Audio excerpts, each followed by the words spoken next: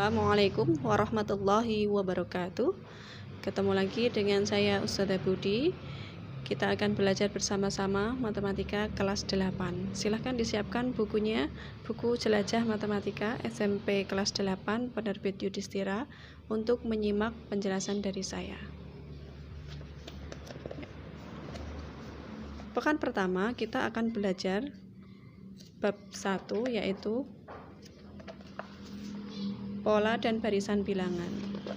Ya, silakan dibuka halaman 2. Di situ ada peta konsep yang menyebutkan bahwa pola terbagi atas pola bilangan dan pola geometri. Pola bilangan sendiri di dalamnya ada barisan bilangan yang terdiri atas barisan aritmatika dan barisan geometri. Nah, mengapa harus belajar pola bilangan? Berikut akan saya sampaikan mengapa kita harus mempelajari pola bilangan. Virus dan bakteri adalah salah satu penyebab penyakit pada manusia, hewan, maupun tumbuhan. Gejala penyakit tertentu akan ditimbulkan oleh virus dan bakteri apabila virus dan bakteri tersebut sudah mencapai jumlah tertentu. Nah, perkembangan virus dan bakteri dari 1 hingga mencapai jumlah yang banyak atau jumlah tertentu mengikuti pola tertentu.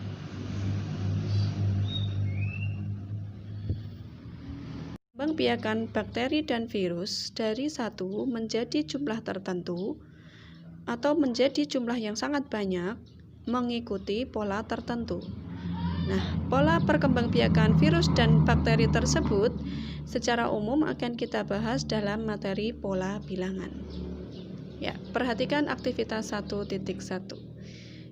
Di dalam aktivitas 1.1 terdapat susunan batang korek api, susunan pertama, kedua, dan ketiga, 4 dan seterusnya. Mari kita lihat. Pada susunan yang pertama ada 6 batang korek api yang disusun melingkar. Nah, pada susunan yang kedua dibuat 2 lingkaran. Lingkaran yang pertama terdiri atas 6 batang, ya. 1, 2, 3, 4, 5, 6. Nah, untuk bisa menjadi 2 lingkaran, maka kita cukup menambahkan 5 saja. 1, 2, 3, 4, 5 batang, sehingga totalnya ada 11 batang, ya. Nah, pada susunan yang ketiga di situ ada 3 lingkaran gitu ya. Yang pertama adalah 1, 2, 3, 4, 5, 6 batang, kemudian ditambahkan 5 pada lingkaran yang kedua, 1, 2, 3, 4, 5, kemudian tambahkan lagi 5, 1, 2, 3, 4, 5. Jadi total ada 16 batang korek api. Maka pada susunan yang keempat bagaimana? Apakah sudah bisa memprediksi ada berapa batang korek api? Lingkaran yang pertama 6, lingkaran yang kedua 5, lingkaran yang ketiga 5, dan berikutnya 5. Jadi ada berapa? Ya, ada 21 batang korek api. Bagaimana dengan susunan yang kelima? Ya, tinggal kita tambahkan lagi 5 di ujung kanannya, ya, dari pola yang keempat. Maka kita peroleh 26 batang korek api. Bagaimana? Bisa memahami? Ya. Berikutnya, nah, kita masukkan banyaknya batang korek api ke dalam tabel. Tadi kita peroleh susunan yang pertama ada 6 batang korek api, susunan yang kedua ada 11, susunan yang ketiga ada 16, susunan yang keempat ada 21, susunan yang kelima ada 26, dan seterusnya, sehingga kita bisa merumuskan susunan yang ke N itu dengan bagaimana? Ada yang tahu?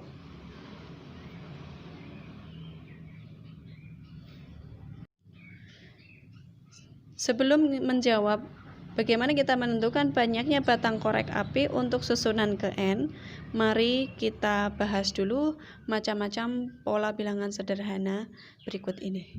Pola bilangan yang pertama adalah pola bilangan ganjil yang terdiri atas 1, 3, 5, 7, 9, 11, dan seterusnya. Secara ilustrasi kalian bisa lihat pada gambar berikut ini.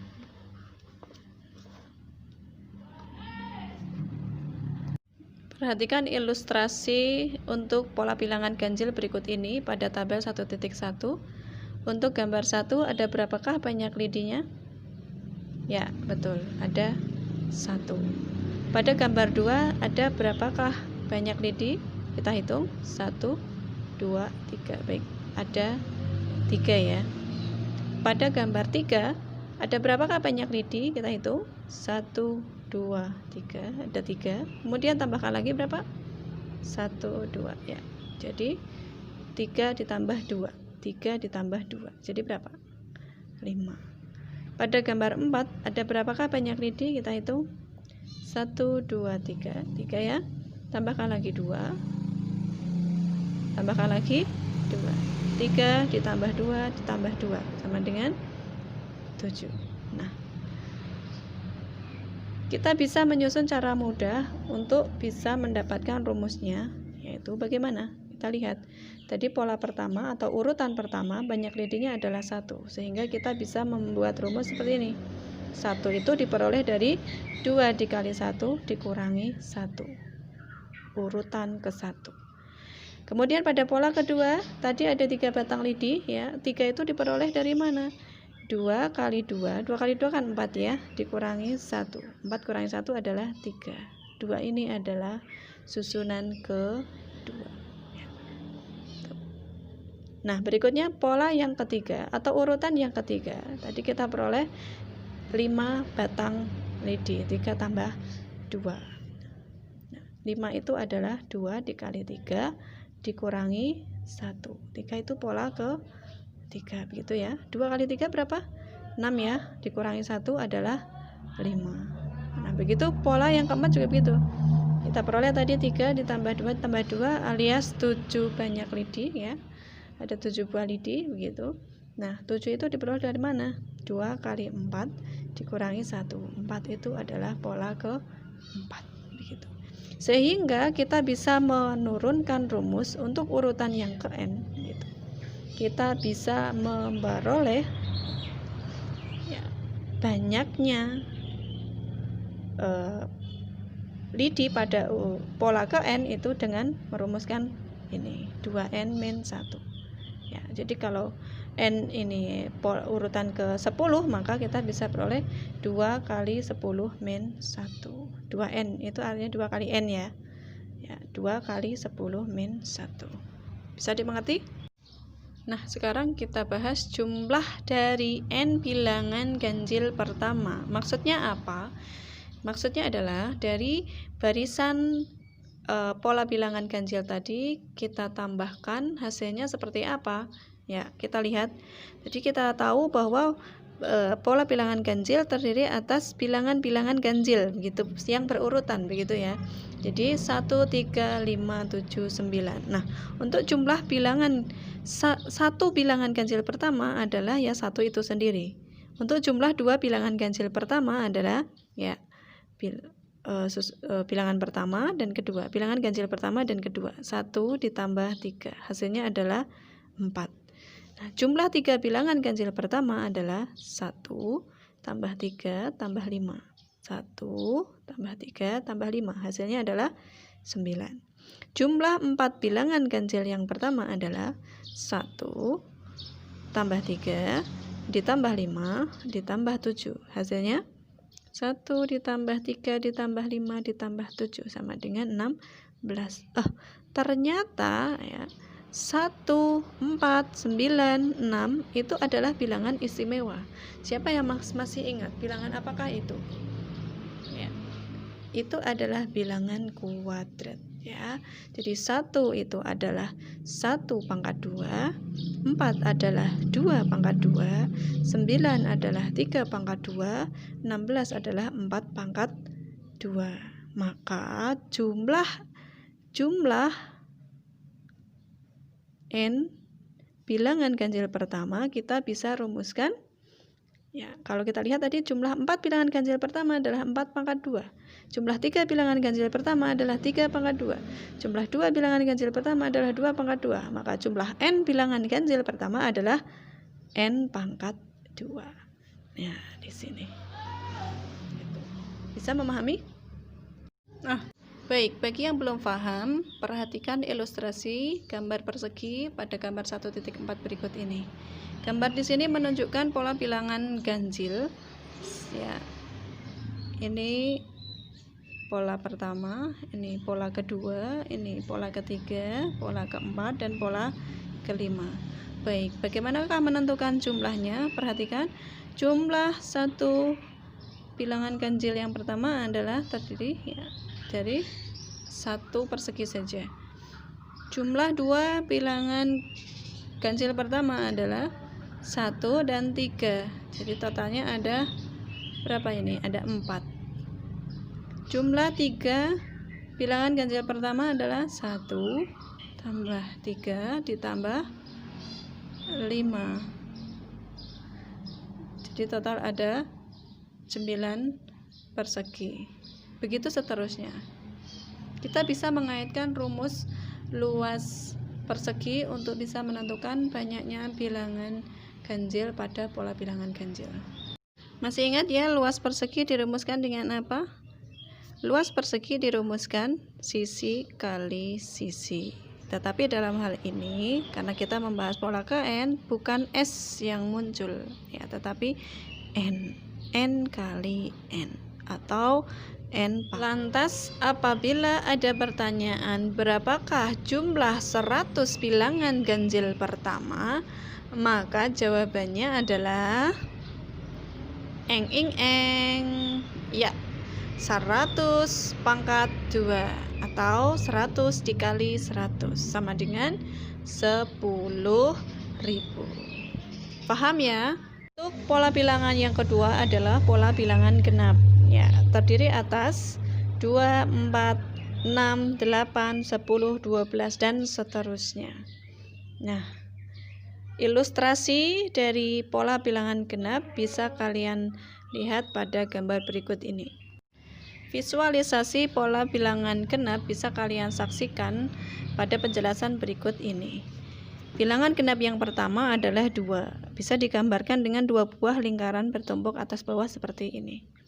Bilangan genap yang kedua adalah 4. Ya, 4.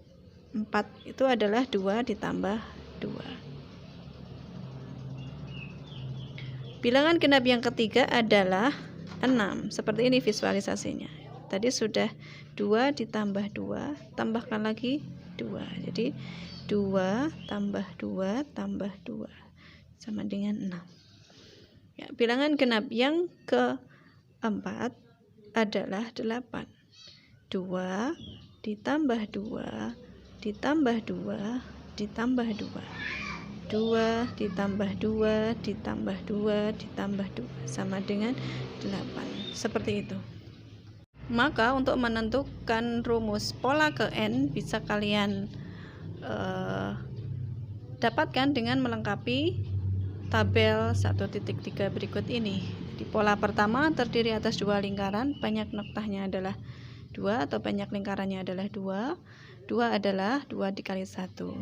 Nah, pada urutan yang kedua itu ada 2 noktah ditambah 2 noktah, ya, 4 itu 2 tambah 2. 2 tambah 2 bisa dituliskan 2 dikali 2. Nah, pada urutan ketiga ada 6 noktah ya. 2 tambah 2 tambah 2, 6. 2 tambah 2 tambah 2. Ya, bisa dituliskan 6 itu adalah 2 tambah 2 tambah 2 itu bisa dituliskan dalam bentuk perkalian, yaitu 3 kali 2. Nah, berdasarkan sifat komutatif, 3 kali 2 itu sama hasilnya dengan 2 dikali 3, begitu ya. Nah, berikutnya pola yang keempat adalah 2 ditambah 2 ditambah 2 ditambah 2 ya. Jadi 8 itu 2 ditambah 2 ditambah 2 ditambah 2 ya, bisa ditulis menjadi ya 4 dikali 2. Berdasarkan sifat komutatif, 4 kali 2 sama hasilnya dengan 2 dikali 4. Sehingga pada pola ke N kita bisa merumuskan 2N, artinya 2 kali N. Pola pertama 2 kali 1. Pola kedua 2 dikali 2. Pola ketiga 2 dikali 3. Pola keempat 2 dikali 4. Pola ke N 2 dikali N. Bisa dipahami? Nah, sekarang bagaimana caranya menentukan jumlah N bilangan genap yang pertama? Perhatikan, bilangan genap yang pertama adalah 2, maka jumlah satu bilangan genap pertama adalah 2 itu sendiri. Jumlah 2 bilangan genap pertama adalah 2 ditambah 4. Ya, berapakah 2 ditambah 4? Ya, betul, 6. Berapakah jumlah 3 bilangan genap pertama? 2 ditambah 4 ditambah 6. Berapa hasilnya? Ya, 12. 12 bisa dituliskan dalam bentuk 3 dikali 4. Ya. Kalau tadi 6 adalah 2 dikali 3. Nah, berapakah jumlah 4 bilangan genap yang pertama? 2 ditambah 4 ditambah 6 ditambah 8. Berapakah hasilnya? Ya, 2 tambah 4, 6, 6 tambah 6, 12, 12 tambah 8, 20, betul. 20 bisa dituliskan dalam bentuk 4 dikali 5. Nah, terus apa hubungannya perkalian-perkalian ini dengan jumlah ke? Ya, lihat. Jumlah kedua 2 dikali 3. Jumlah 3 bilangan genap pertama 3 dikali 4. Jumlah 4 bilangan pertama adalah 4 dikali 5. Maka jumlah N bilangan genap pertama adalah 4, 4, 3, 3, 2, 2. N, ya, N dikali, ya, 1 setelahnya, 5 adalah 1 setelahnya dari 4, 1 lebihnya dari 4, 4 adalah 1 lebihnya dari 3, 3 adalah 1 lebihnya dari 2, maka di sini juga setelah N adalah 1 lebihnya dari N, maka kita bisa tulis N kali N plus 1. Ya, ini kita dapatkan rumus ini. Ya, bisa difahami? Bentuk pola bilangan yang ketiga adalah pola bilangan segitiga. Ilustrasi atau visualisasi pola bilangan segitiga bisa kalian lihat pada halaman 6 buku kalian. Ada gambar 1.2 pola bilangan segitiga. Ya, suku atau pola ke-1 terdiri atas 1 buah noktah. 1 noktah, dan suku kedua terdiri atas 1, ya, di bagian bawah ditambahkan 2 noktah. 1, 2 noktah. Nah, pada suku ketiga atau pola ketiga terdiri atas 1 noktah, 2 noktah, 3 noktah, total 6. Pada suku keempat terdiri atas 1 noktah, 2 noktah, 3 noktah, 4 noktah, total ada 10 noktah. Dan seterusnya, suku kelima, 6, 7, dan seterusnya. Nah, bagaimanakah kita bisa menentukan rumus suku ke N pada pola bilangan segitiga? Kita lihat. Untuk menentukan bilangan berapakah yang menempati suku ke N dari pola bilangan segitiga, kita bisa menggunakan rumus ini. N dikali N plus 1 dibagi 2. Nah, kok bisa gitu? Mari kita cek, ya, dari rumus tadi. Suku ke N tadi dirumuskan N dikali N plus 1 kemudian dibagi 2. Mari kita cek apakah cocok. Untuk pola yang pertama, maka N-nya adalah 1. Suku ke 1 atau pola ke 1. Mari kita ganti N-nya dengan 1. N di sini dengan 1. 1 dikali 1 plus 1 dibagi 2. Berapakah 1 plus 1? Ya, 2. 1 dikali 2 adalah 2. Dibagi 2, maka hasilnya adalah 1. Pola pertama. Berikutnya, pola yang kedua. N sama dengan 2. Suku kedua atau pola kedua. Perhatikan, N-nya diganti 2. Ya. N di sini gantilah dengan 2. N di sini gantilah dengan 2 ya.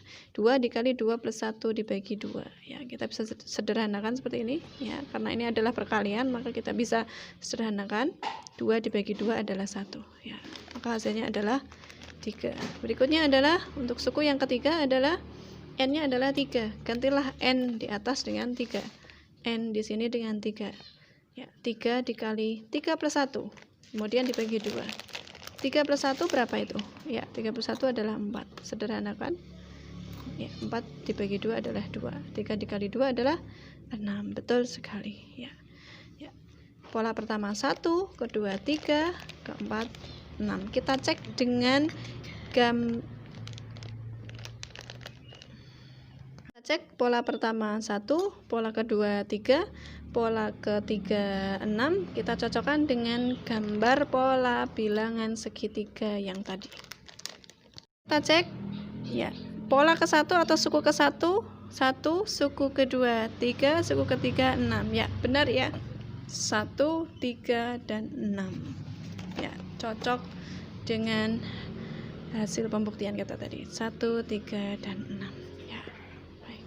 Bentuk pola bilangan yang berikutnya adalah pola bilangan persegi ya. Visualisasi dari pola bilangan persegi bisa kalian lihat pada halaman 7 buku kalian ya.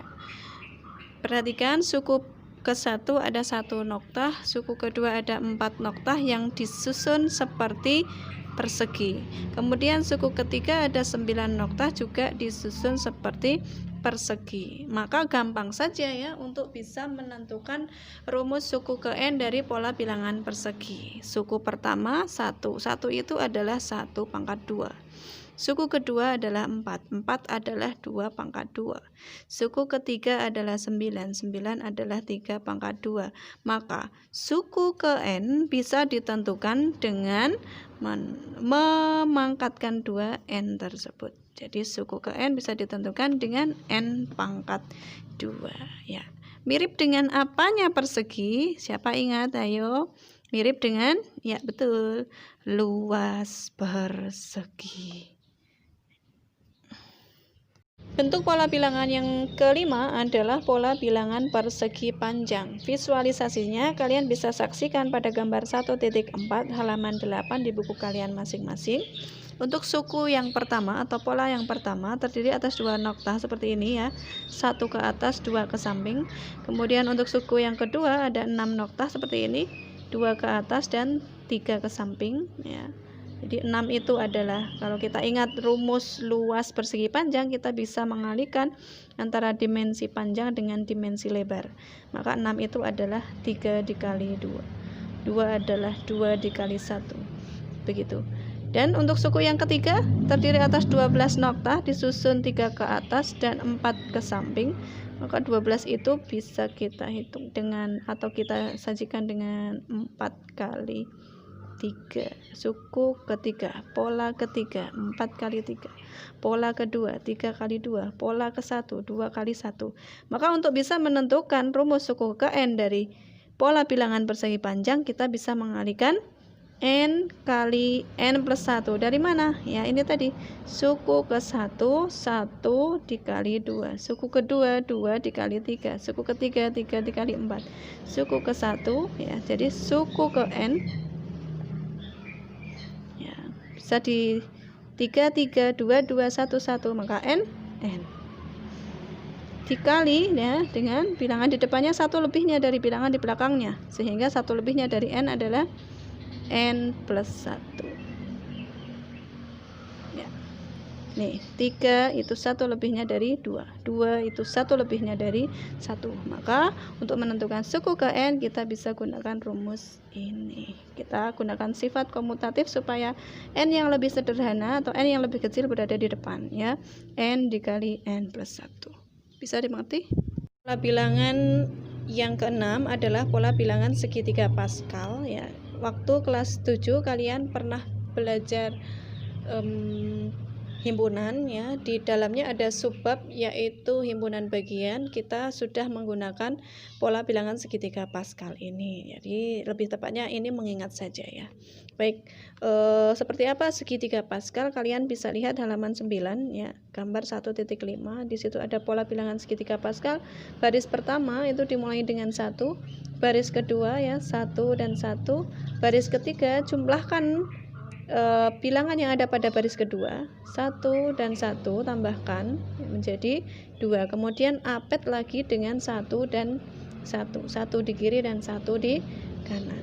Untuk baris yang keempat atau pola yang keempat atau suku yang keempat, sama seperti tadi ya, jumlahkan dua bilangan yang di atasnya, 1 dan 2 maaf ya.